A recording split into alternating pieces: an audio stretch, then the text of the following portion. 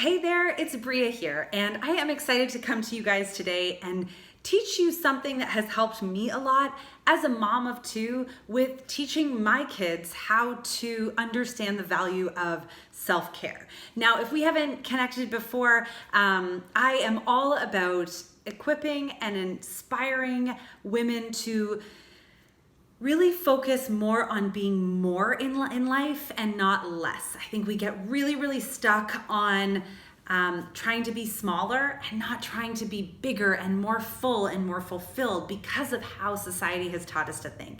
I struggled for a really long time with wanting to be smaller and wishing that I was different, when what I realized when I focused on some key areas of my life to accomplish and feel really great, that in the end, my body responded anyway in terms of health and fitness, but overall, I was happier from the inside out.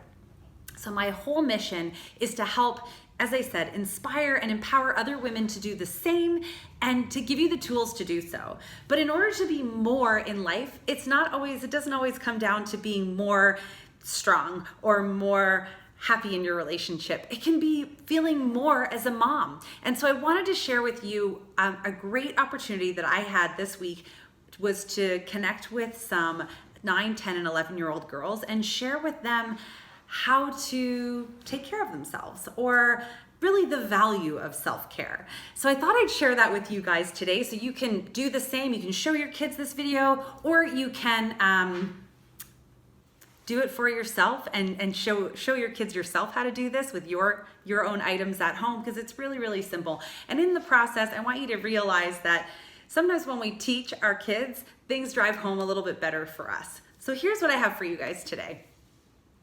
In life, we are all very busy. As adults and as young women, as young men, as children.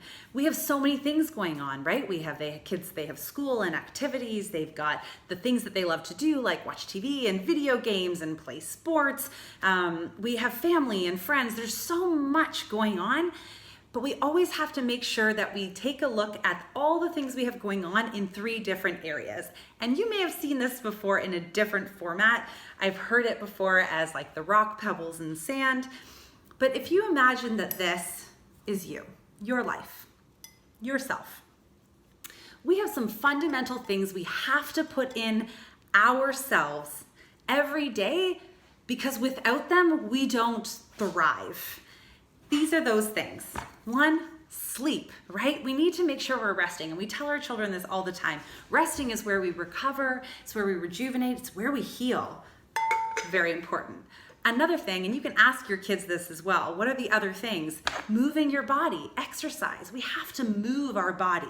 That's how we keep our organs healthy. It's how we make sure that we have energy. It's how we stay strong, which is the kind of thing that we need in order to accomplish all the things we want to do in this world.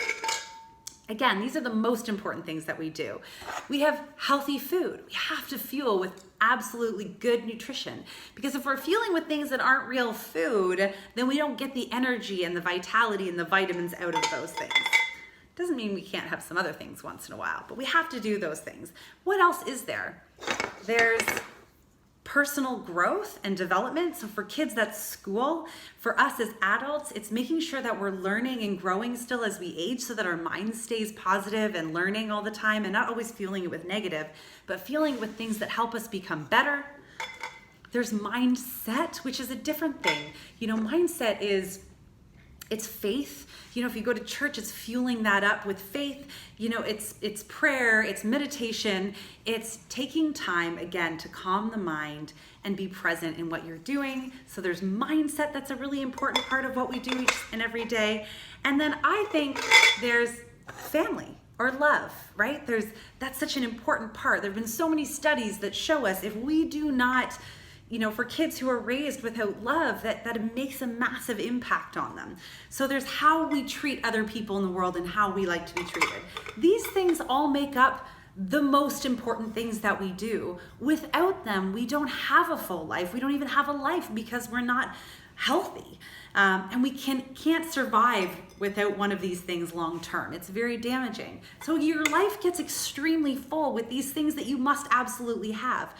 But that doesn't mean there's other things in life that maybe we don't need, but that we want, right? And I like to look at that. You can grab anything around your house, go in your craft closet, show your kids, I have jewels from the craft. And if you think about these things, these are the things that are really nice, but not vital, right? They're not vital to your health. And I take all of these jewels here. And these things, and you can ask your kids, what are the things that are important, but you can live without, right? And some of those things like reading or, some of the things that you really love, like getting out and playing sports or whatever activity, maybe playing a musical instrument, things that do give back to you, but you can survive without in life. What are some of those things? And ask your kids those things. I'm dropping jewels all over the place. But if you take these jewels and you put them on top of your life that has all the most critical things, there's room for them, right? There's room for these other things in our life that are important. Friendships, travel, things that fill your cup, but you can live without. But remember, you can't live without sleep, without moving your body, without healthy food, without faith, and you can't live without love. These are very important things that have to be in there first. But we have all these other wonderful things that can go in here and fill our life up. And then, of course, there's things that I like to call confetti, the icing on the cake, things that really don't serve us super well, but are fun. They can add flair to life. Sometimes that's Netflix or watching our favorite shows. For kids, it could be video games that they love. Sometimes it's treats and ice cream cones, or for adults, it's wine.